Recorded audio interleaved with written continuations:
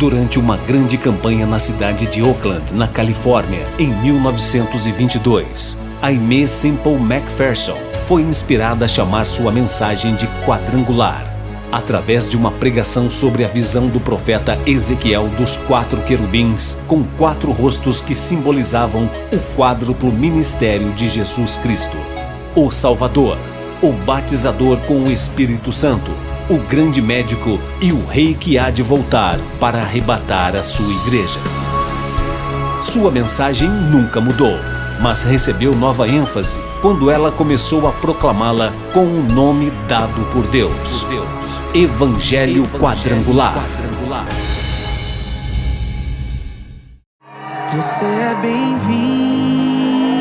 aqui.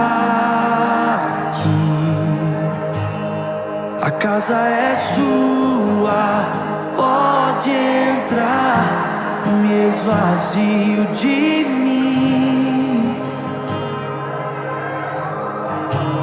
me esvazio de mim.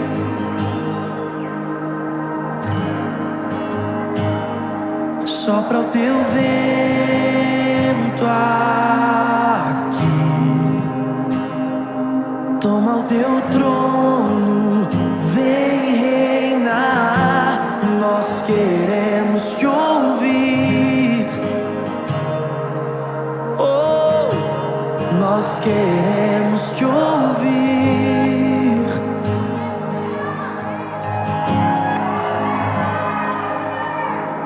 Essa casa é sua casa, nós deixamos ela pra você, Jesus. Essa casa é sua casa, nós deixamos ela pra...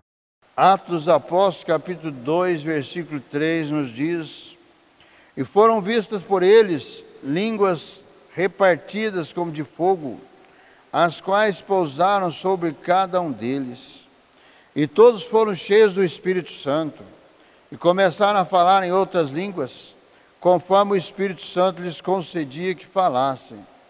E em Jerusalém estavam habitando judeus, varões religiosos de todas as nações que estão debaixo do céu. E correndo aquela voz, ajuntou-se uma multidão, e estava confusa, porque cada um os ouvia falar na sua própria língua. E todos pasmavam e se maravilhavam, dizendo uns aos outros: Pois que não são galileus todos esses homens que estão falando? Como, pois, os ouvimos falar, cada um na nossa própria língua em que somos nascidos? E o versículo 12 diz: E todos se maravilhavam e estavam suspensos, dizendo uns para os outros: Que quer isto dizer? E outros, zombando, diziam: Estão cheios de mosto. É isto que o apóstolo Pedro está demonstrando para esta multidão, que aqueles homens, eles não estavam embriagados, mas sim a profecia do profeta Joel, que profetizou aproximadamente 835 a 830 antes de Cristo, estava se cumprindo naquele dia. Diz o versículo 15: Estes homens não estão embriagados, como vós pensais, sendo esta a 3ª hora do dia. Aliás, que 6 horas da manhã não seria o horário de embriaguez, mas para zombar. E a obra de Deus, a obra de Cristo, ela está sendo sempre zombada. A obra de Cristo, a obra da igreja, é uma obra do Espírito Santo. Aqui no capítulo 2 de Atos, foi iniciado o ministério do Espírito Santo de Deus. Por isso que Jesus disse aos seus discípulos: ficai em Jerusalém, até que do alto sejais revestidos de poder. Aqui no capítulo 1 de Atos, versículo 8, Jesus disse: porque na verdade João batizou com água, mas vós sereis batizados com o Espírito Santo, não muito depois desses dias.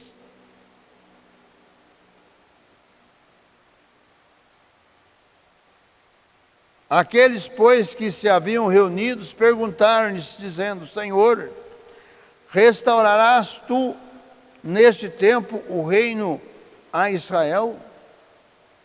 E disse-lhes: não vos pertence saber os tempos ou as estações que o Pai estabeleceu pelo seu próprio poder, mas recebereis a virtude do Espírito Santo, que há de vir sobre vós, e ser-me-eis testemunhas, tanto em Jerusalém, como em toda a Judéia e Samaria, e até aos confins da terra.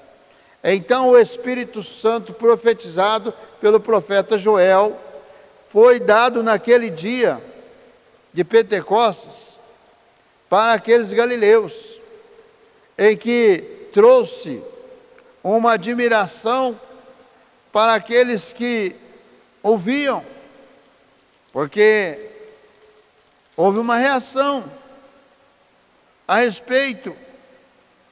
Quando o Espírito Santo falava através daqueles galileus, e falava nas línguas daqueles que ali estavam participando da festa de Pentecostes. E nos é relatado que no versículo 5, e em Jerusalém estavam habitando judeus, varões religiosos de todas as nações que estão debaixo do céu. Ou seja, todas as nações naquele dia de Pentecostes foram testemunhas da descida do Espírito Santo em forma de língua de fogo sobre aqueles quase 120 discípulos galileus. E ouviram a mensagem de que Cristo estava vivo, ressuscitado e que era o Salvador. E o apóstolo Pedro vem complementar na sua mensagem exatamente isto. Mas houve um questionamento.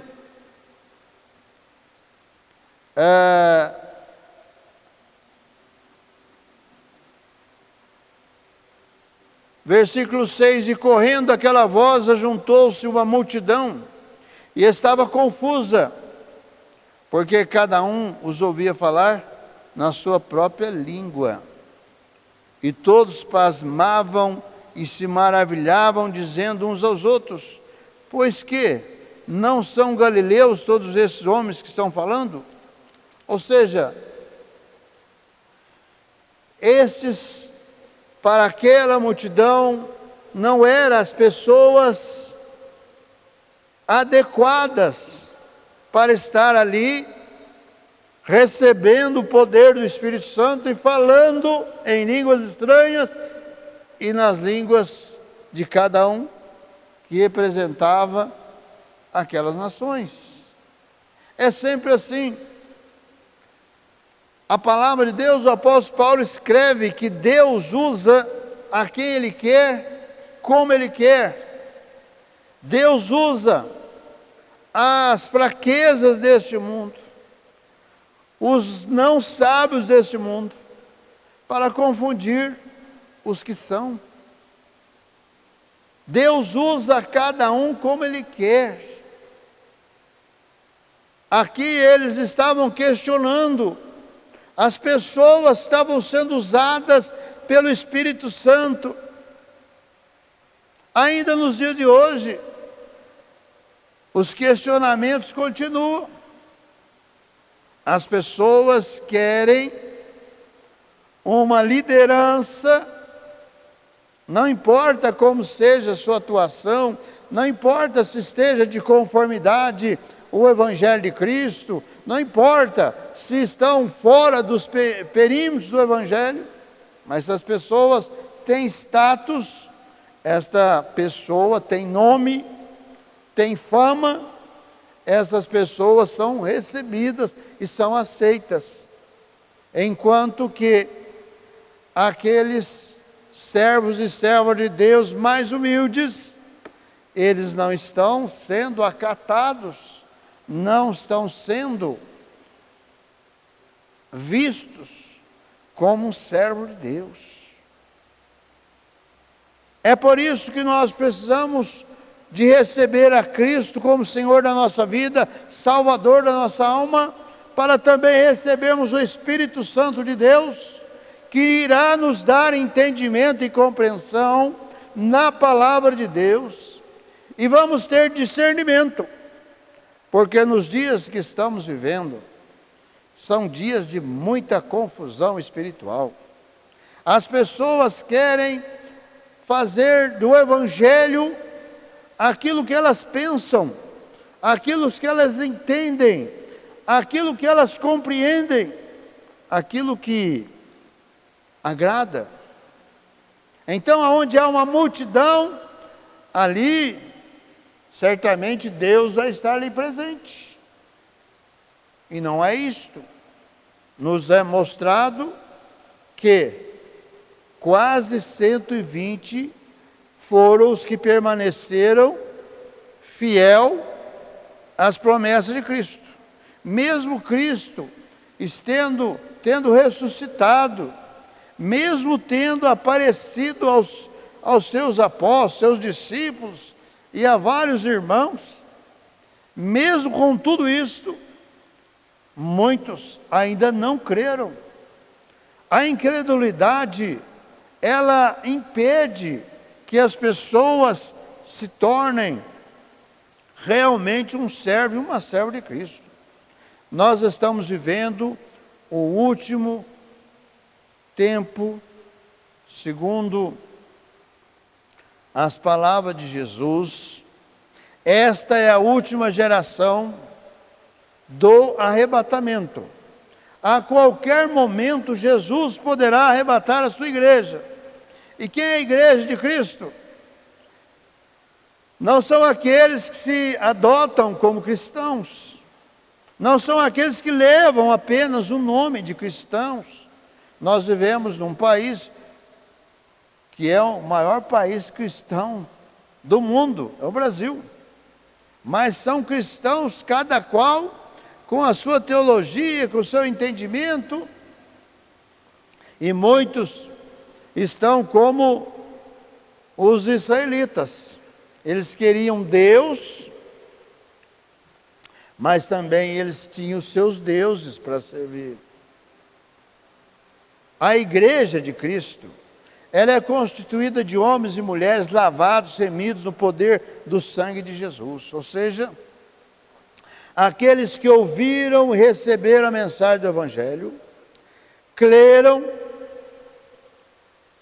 que Cristo é Senhor e Salvador, creram que Cristo está vivo, creram que Cristo é um reino para oferecer, e o receberam e foram transformados pelo poder de Deus em uma nova criatura em Cristo Jesus, e passaram a ser testemunhas de Jesus.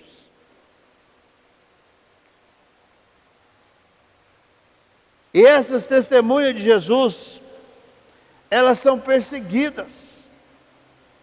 E essa perseguição começa aqui no Pentecostes. quando começaram a zombar daqueles discípulos, dizendo que eles estavam embriagados. Mas o apóstolo Pedro traz no seu discurso, que começa aqui no versículo 14 do capítulo 2, mostrando para os israelitas que conheciam bem as profecias do profeta Joel, que estava se cumprindo aqui agora esta profecia. Então Pedro, o apóstolo, está lembrando os seus ouvintes de que, conhecendo a profecia de Joel, deveriam ter percebido que se tratava da obra do Espírito Santo e não do resultado de bebedeiras.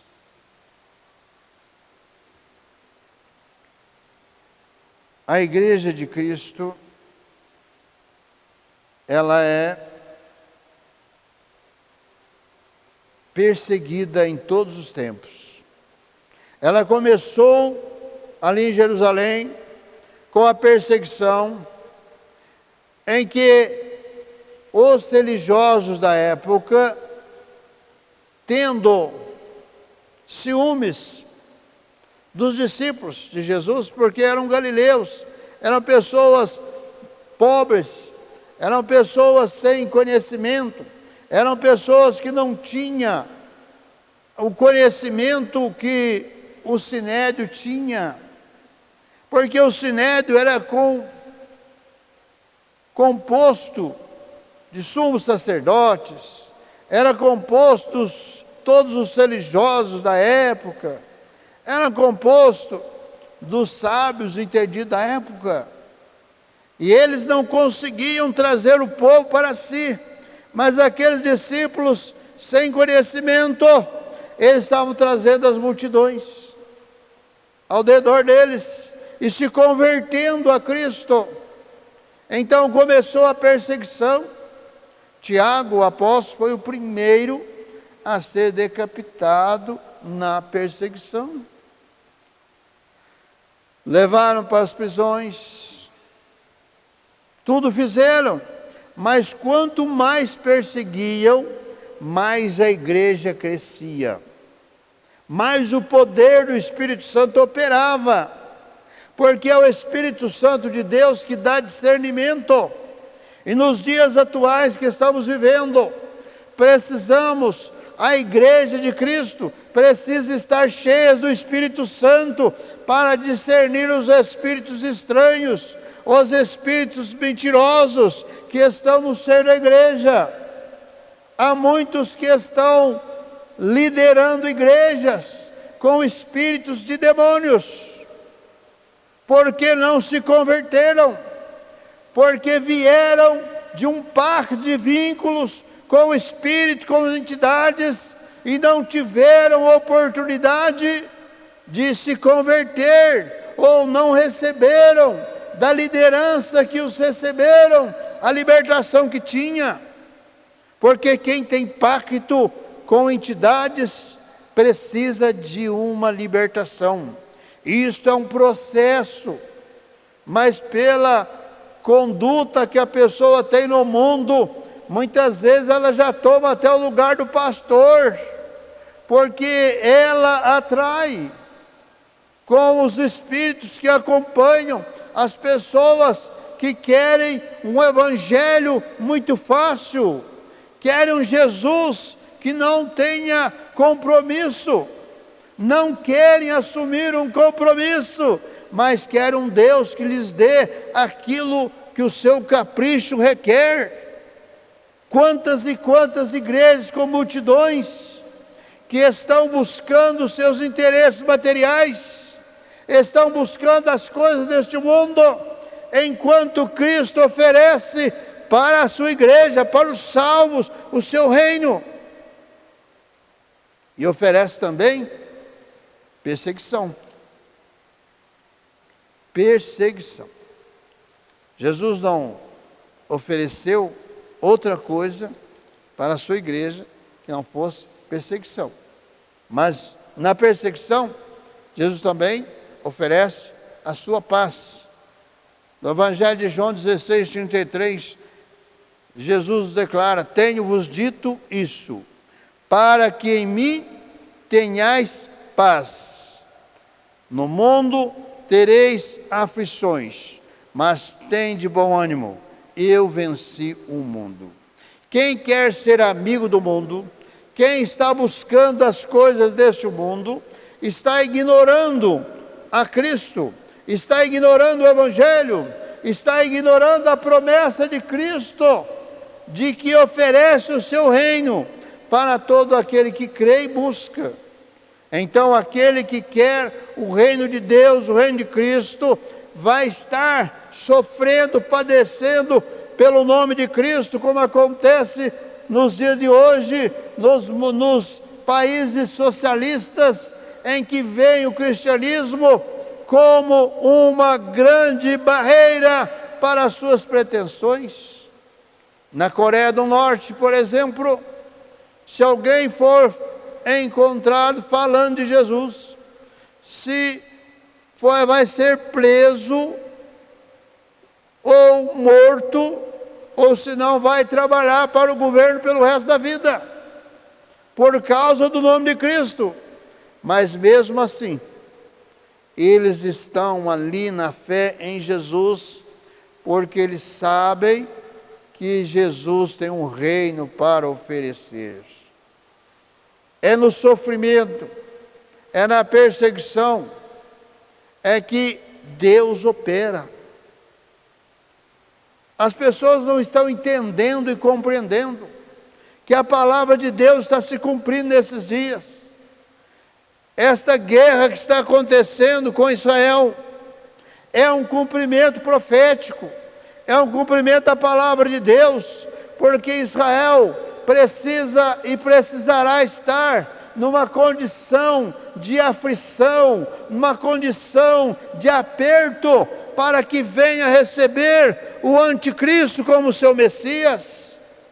Israel jamais vai estar numa acomodação, porque está num processo de cumprimento da palavra de Deus.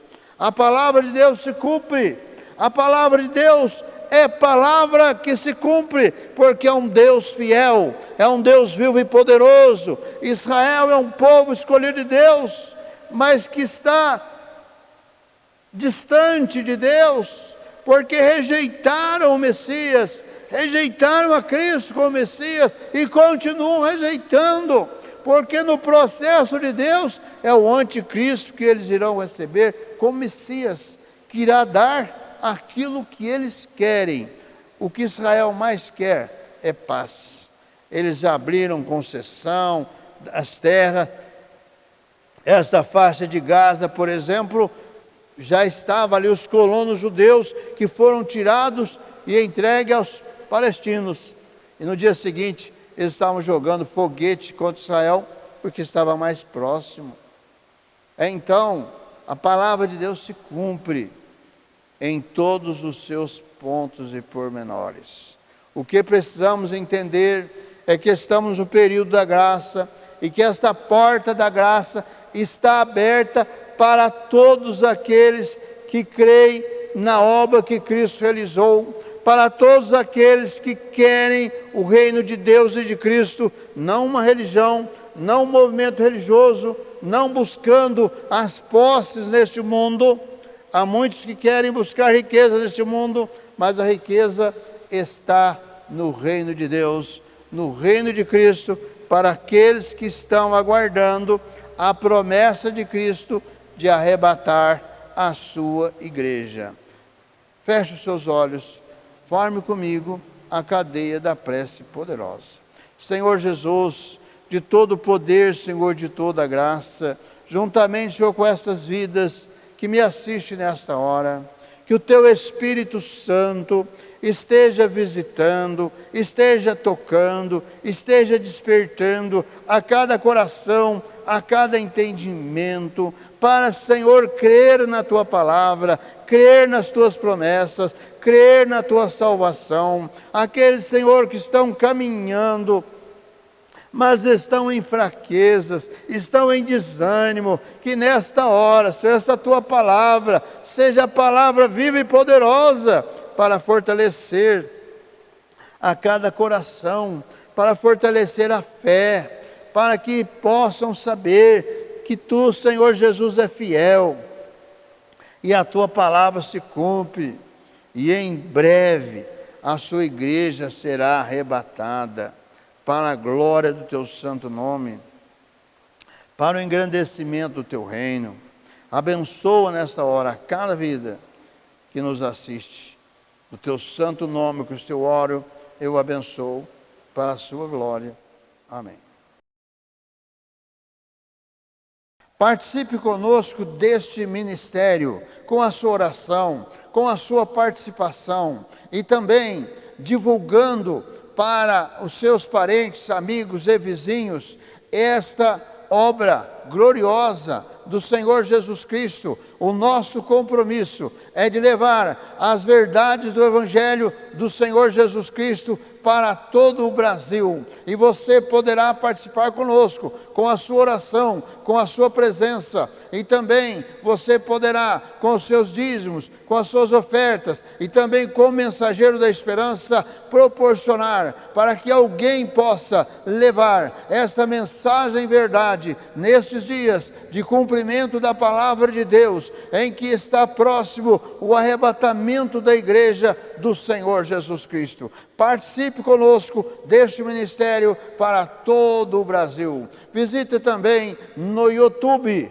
programa Cristo Esperança Nossa. E também faça a sua inscrição ali no nosso canal no YouTube. Na barra do nosso vídeo está lá para você fazer a sua inscrição. E também visite o nosso site www.quadrangularirindependente.com.br. Ali tem todas as informações a respeito da nossa obra. E também todos os domingos às 18h30, noite da bênção para a família. Venha colocar a sua família no altar de Deus, para que haja vitória na sua casa, no seu lar, na sua família. Todos os domingos, 18h30, em nossa sede nacional, a rua Olegário Maciel, número 155, no bairro de Vila Cruz. E às quintas-feiras,